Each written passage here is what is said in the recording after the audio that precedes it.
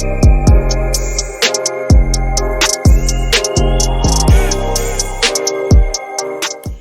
hi, welcome to my channel. My name is Chastity. Here we talk about beauty, entertainment, celebrities, books, movies, anime, TV shows, and kind of anything else that garners my attention this week. And today we are talking about Netflix docuseries Cheer because none of my friends watched it and I desperately need to kiki about this show. If you don't know what Cheer is a docuseries about this cheerleading program at this junior college in this small town in Texas. And though this school may be in a tiny town, they are dominating their conference. Under the coaching of a woman named Monica, they have been beating out their competitors for the better half of a decade and some change, winning 14 championships. And ever since Monica stepped foot at that school, she's just gotten better and better and better at coaching, and she has brought in the wins to prove it. Now, the second season of Cheer was a lot, and not for the best reasons. If I'm being honest, I really watched the second season because I was extremely curious how they were going to deal with and address the Jerry situation. Now, following the release of Cheer, the main cast of teammates blew up, right? Them and their coach were going to each and every talk show. They did their rounds, they was on Ellen, on Good Morning America. They were everywhere. They truly, truly blew up. And the main group of kids that the docuseries focused on, they got a bunch of followers, they got endorsements, they monetized a lot from the show. And one of the people who, in my opinion, and most people's opinions, monetized the most was a boy named Jerry. He was, I would say, at the time, a fan favorite. People loved Jerry's mat talk in the way that even if he wasn't on floor, he was still super supportive and loving to his teammates. And he got huge, him in particular. I don't know if y'all remember this, but during the presidential elections, Jerry had interviewed Joe Biden. He got that big, right? Now, following the first season, there was an FBI investigation on Jerry. I'm sorry, because to go from just cheerleading to FBI investigations is a fucking wild turn, right? So, following the success of season 1 in August of 2020, the FBI had launched an investigation on Jerry because there were accusations of him sexting minors as well as an accusation of him sexually assaulting a young boy. Now, the investigation started early mid-August. Before the month was out, this boy was locked up, okay? The FBI had picked him up. He is now still awaiting trial because anyone that got locked up in the midst of COVID have not been able to, have their due justice yet. So we are still waiting on that. But I think it's 15 counts of him sexting children. There's 15 young boys who came forward and said that Jerry has sexted them. And so after that, coming into season 2, I didn't know how they were going to do it, right? The documentary opens with this little fluff interview with Monica, and she just kind of barely grazes over the Jerry situation. So I was really nervous that this was all we were getting, a post interview, and not really getting into it in the documentary, but we do, and I am going to get into that later. So when the documentary starts and the first episode is happening, it is so tough seeing Jerry. But I do want to say that Jerry is really only important or focused on in the very first episode, and then after that we see less and less and less of Jerry, and then we don't really see him again until we're talking about the accusations. I'm not going to go episode by episode because every episode is not super interesting and super important. I'm just going to hit some of the most important notes of this season. But episode reviews ain't gonna happen. I'm sorry. Cheer was, I enjoyed Cheer, but not enough to do an episode by episode recap. So the first episode of Cheer is really dealing with the fame post season 1, right? Monica and her squad, they're going to Good Morning America, they're going to the Ellen show, they're going here and there, and this interview, that interview. They've really like garnered so much popularity, so much fame since the first season. With this talk of fame, we also are dealing with some of the animosity some of the other teammates that didn't get featured in the docuseries felt. Because, as we find out, there are 40 people on the team. Now, only 20 of them end up on mat and going to Daytona, but in total, there are 40 cheerleaders. But as you can see from the series, we're not seeing 40 people. At most, we're seeing 10. Because I think when it comes to like following perspectives, once you've gotten to like 6, it can be hard to keep up. But I think we usually keep 6 to 10 people as prominent figures, right? Now, those who were able to be featured in the docuseries, again, we're going with Monica to all these different talk shows. They were getting hundreds of thousands of followers on Instagram. They're getting brand deals. They're doing modeling and commercials. Like, the people who were featured first season are doing fantastic, okay? They are booked and busy. And you can definitely tell there is animosity between those who were featured and those who weren't. I know some of the girls and guys were acting like they weren't salty, but the looks on y'all faces was salty. Like, I'm supposed to think you're fine, but you look a little perturbed, a little upset, a little angry when you were giving these interviews. I am happy that, you know, we got to shine the light on some people that weren't featured, and we did have new people, you know, come to forefront because Navarro is just 2-year school. The seniors have already graduated, and we've gotten a new crop of freshmen, and we have gotten a lot of new people to feature in this season. Also, there's a lot of drama from like first season. Like, some people left and they came back for this season. It's a little messy, but you know. Now, speaking of new rivals, this season featured a lot more of Navarro's rival team, Trinity Valley Community College, which I will be calling TVCC because too many words. Because last season we got, I wouldn't say no more than 30 minutes of their rival school. This season we were getting full dedicated episodes to TVCC, and there'd be like maybe in that episode 5-10 minutes of Navarro. Now, unpopular opinion, I really like TVCC. I'm sorry, I think they're fun.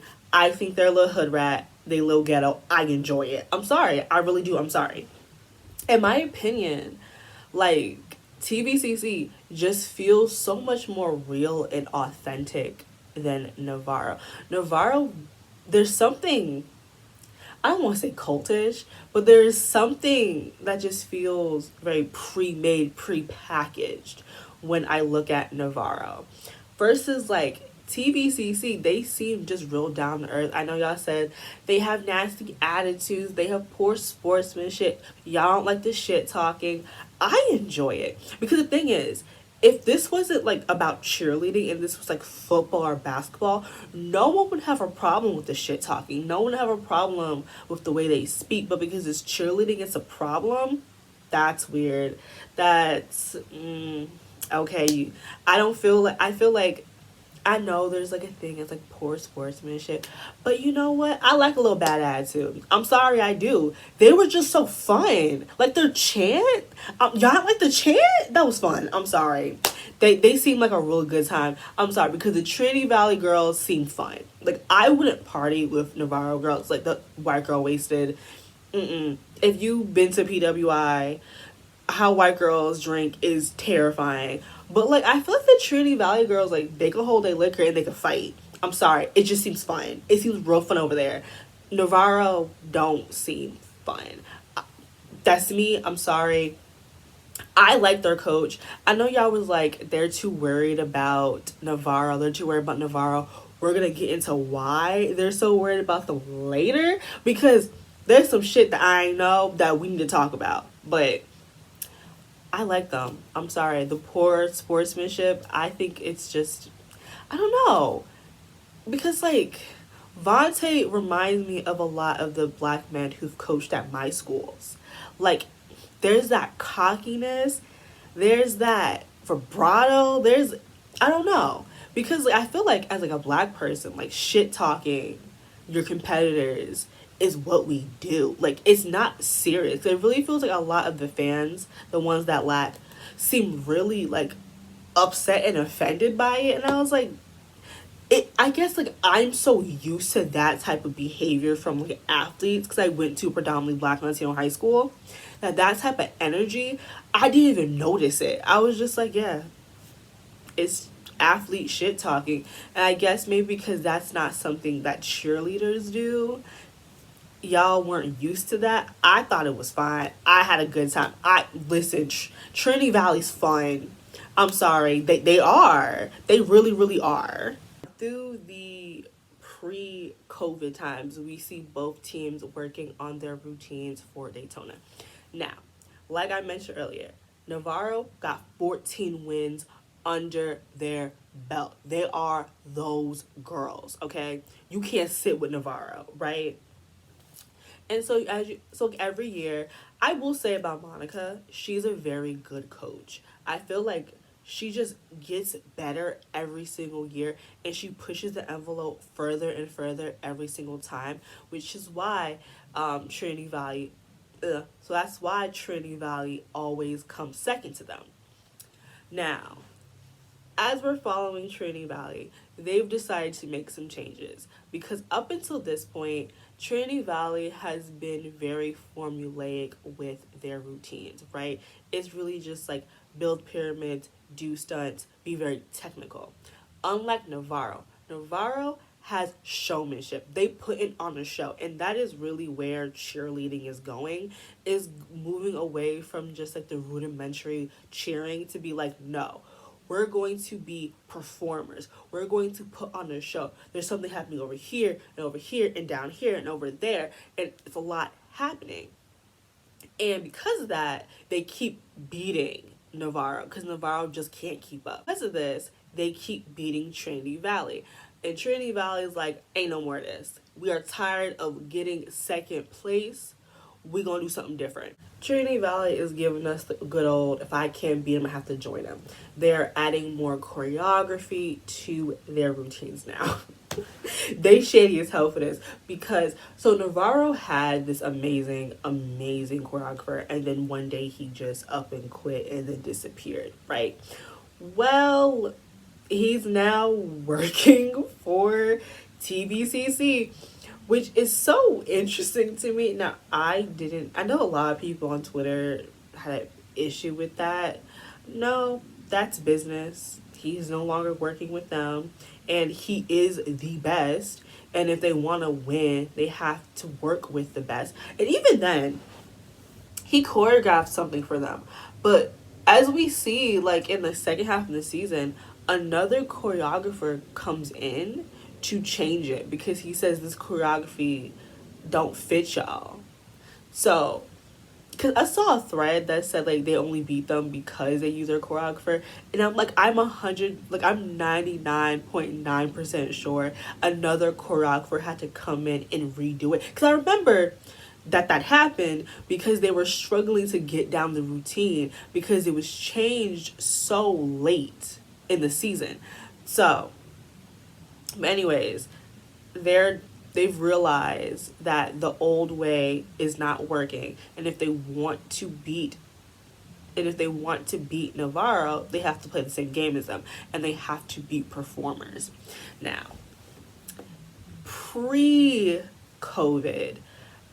the team for Trinity Valley looked okay. They were fine, they were decent, not that great. Now, the midst of COVID, they get like 4 new black kids. One of them being Angel Rice. If you know who she is that bitch. Okay, she is the cheerleading world's like Simone Biles. She is that girl. The things she does on mat break physics, right? Her brother, and like 2 other black boys who are beasts. They are titans. Listen, once I saw them 4 kids, I was like, oh, it's over for Navarro. Navarro don't got nobody who could touch those kids. Because listen, the world of like cheerleading and gymnastics would be so different if it was more affordable for black children, because the way the hood has so many talented tumblers, like y'all do not understand the flips and tricks and things that young black kids are doing in the streets would blow this competition away. But because there is those type of sports like cheerleading, gymnastics, ballet, figure skating are all like guarded by like money, like if you don't have this amount of money you can't access these sports, it really pisses me off. It really pisses me off because there's so much talent that doesn't get to really be farmed because they don't have the money to do it. But I'm very, very happy that we got these 4 black kids to show you the type of talent. Because that was my biggest gripe of the first season and the first half of the season with black girls. There are plenty of black boys on these teams, but like if you watch it, it feels like there are no black girls cheering in Texas. I know that's not true, especially since these are colleges. So like there are people coming from all over the country to cheer at these schools. No black girls. Like we only see a black girl on Navarro's team season 2. And it's like, I think what makes it more obvious, like, what is happening here is, like, during, like, season 1, when, like, Monica is talking about, like, the Navarro girl look. And then when you look at the team, it's a bunch of white girls with blonde hair and blue eyes, no Asian girls, no non-white passing Latinas, no black girls. You know, giving very much so diet eugenics. I'm just saying, Navarro girl look, no black or brown girls. What am I supposed to say? But that's another reason why I like Trinity Valley. Because season 1, I saw black girls on Trinity Valley's team. In season 2, I still see black girls and mixed girls on Trinity Valley's team. I like that. I like that a lot. But like these 4 new kids, right? They come in and I'm like, Navarro has no hope, especially with the new team that Navarro has. I feel like last year, like in 2020, Navarro would have beat Trinity Valley. But because they had COVID and had that break and we got them 4 new black kids, it was over. Oh, it was over. The Weenies? Stop it. It was over when the Weenies and Angel came through. Angel, I'm sorry. That bitch is insane what that girl can do. I also feel like if it wasn't for COVID, like Navarro would have definitely beat TVCC at Daytona, but because they had that break, those like because the seniors at Navarro were at tip top shape. They were the girls, but they graduated. They went on to a 4-year school, and the new kids that cropped up were good, but they just weren't better than the seniors that were left from TVCC and the incoming freshmen who were beasts. Okay, they were titans. And that sucks. That really sucks because they would have won. Navarro definitely would have won in 2020. Because the team 2020 was looking good. They were looking so good. So good. And oh my god, it's also so weird to see shows that take place, like reality shows that take place in the beginning of COVID, because you see people talking about like only 20 people in the United States are sick, like it's not a big deal, it's not a big deal, it's not a big deal, and here we are 3 years into COVID, like baby, oh no, it's a big deal. Because they were like, they're not going to cancel Daytona, and boom, Daytona is canceled, okay? She done, she over. And again, like, not really much happened the first half of the season. So everything is virtual now. Daytona's canceled. We skip forward into August, and that is when the whole Jerry situation kicks off. Now, I do like the fact that the producers of the docuseries actually had the two boys that basically started this, not started this, but their mother is the one that like spoke up and was like, he sexually assaulted my son. And we actually get to hear from both the young men, and they tell their stories and then talk about the fact that the mother spoke to the police and nothing happened. And so she went to the FBI like website and she like filed, like she like filled out a form. And by like that Monday, they were like, "Oh, we gonna investigate," which I didn't know the FBI really be checking the emails like that. Cause I was just like, "Oh, you emailed them Friday, they got back to you Monday," and then in the same month he's getting arrested. Like, FBI did everything they possibly could to get Jerry the fuck up out of here. Conspiracy, I don't know, because they were quick, they were fast. I was like in the beginning of the month, end of the month, he locked up. Oh, okay. So like this whole Jerry situation is starting, and like a new semester is starting, a new season is getting ready to gear up, the whole team's now here. But the thing is, Monica's not here. She's actually in like LA filming for Dancing with the Stars. So this is actually a very crucial time, and like her team definitely needs her, one, to help rally them together, because people who've known Jerry for years now are finding out he is a predator. You have a whole new crop of cheerleaders that need your very specific tutelage to whip them in shape, because now they just have like a substitute coach who she used to cheer for Navarro, and then she went off to a 4-year school and now she's back. But it's like her, like Monica's team needed her.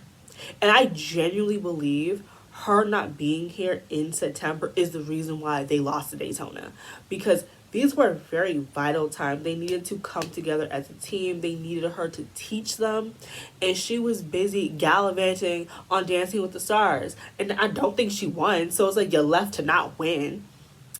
Now, with this happening, we have the falling out of Monica and Ladarius. Now, I'm kind of on Ladarius' side. Only because, okay, you might think I'm crazy. Like, I don't like his behavior, but I fully understand it. And I think you have to think about the fact that Ladarius has abandonment issues, specifically with maternal figures, his own mother. He views Monica as another mom. And something crazy traumatic is happening. One of his best friends is arrested for sexting minors and allegedly sexually assaulting another one. This is a time where Ladarius should really, really, really do with a maternal figure. And she's gone. And he said that like when she was gone, he would constantly be calling her and she wouldn't pick up. So he felt abandoned by another parental figure. He needed her and he felt like she abandoned him, and he already has abandonment issues. So after that semester, he left school, left the team. He went off to do his own thing. And I'm not surprised. At the end of the season, they do meet up again and they do make up. And that was really sweet, very heartwarming. Because again, he views Monica as another mother, and she is good for him. She is. So I'm very happy that they were able to make up. It was very sweet, very emotional. It was needed. Again, I'm happy that they're fine, because he needs guidance in his life. He needs someone to be there for him. And if Monica can do it, she needs to do it. Like I mentioned, their rival team like got a whole bunch of screen time this season. And then with the addition of like the 4 new kids, I knew that like Trinity Valley was going to beat them at Daytona. Just because like the Navarro team for 2021 was nowhere near as strong as the 2020 team. Versus Trinity Valley, whose 2021 team was way stronger than their 2020 team. And like I said before, Navarro would have won 2020, no problem. Because 2020 Trinity Valley was just good. But 2021 Trinity Valley was something different. Again, they were titans for 2021. So you could just see it. All the screen time they was getting, it was just building up for them to win. And honestly, like, again, I like Trinity Valley. I like their routine more than Navarro's. Like I said, Trinity Valley ends up beating Navarro. And like when we get like the look at the team, like when it's announced and like Navarro gets second place, they are sobbing. It is having breakdowns. It's bad. And like at the time, I'm like, I know no one wants to be second place, but like second place isn't that bad, or so I thought. We'll get into that. And like, it's just, oh, it's not good. It's not good at all for Navarro. The girls are falling apart. But again, I blame Monica because Monica was not there for the entire time and they weren't prepared to be a team yet. They weren't, because when you see like how they were acting towards each other with the second half of the season versus the first half of the season they were a family. Second half of the season they were not family. They were a team, but they weren't family. Like I mentioned, them crying so bad for second place. So apparently, there are only two teams in that conference. Navarro and Trinity Valley. It's just them. So second place in this situation is losing. Because I always thought it was weird, like last season and this season, like why we never saw third place winners. Like it was always in second place and first place. So they are literally each other's only competition, which then also explains why Trinity Valley is so obsessed with Navarro, because they're their only competition in this entire conference, which is also something that I think should have been mentioned in the docuseries. Like it's a very important detail that is completely left out for some reason. Like, it's strange because from doing my research, there were more people in the conference, right? But Navarro just kept winning. And then, like, a subcategory was made and everybody just left because they were sick of losing to Navarro, and that's where they play in. But now it's just Navarro and Trinity Valley. I feel like that completely justifies, like, why fans feel like Trinity Valley is obsessed with Navarro is because they're their literal only competition. They are the only team they have to go up against. So of course they're always wanting to beat them, because who else is there to beat? Who else is your competition but Navarro? Again, this is such an important detail that was just completely left out of the docuseries. I want to know why. Why did I have to find this out myself? Because, again, I always thought it was weird that, like, we never saw third place winners, and why, like, they would cry so hard at second place, because second place is last place. So, that's it for me. What are your guys' thoughts and opinions of season 2 of Cheer? Did you love it? Did you hate it? Are you upset that Navarro didn't win Daytona? Do you think that they should have won? Are you happy that Trinity Valley won? I just want y'all to know one thing, and one thing only. My comment section will not be a place for Trinity Valley hate. Criticism, yes. Hate, no. I'm sorry.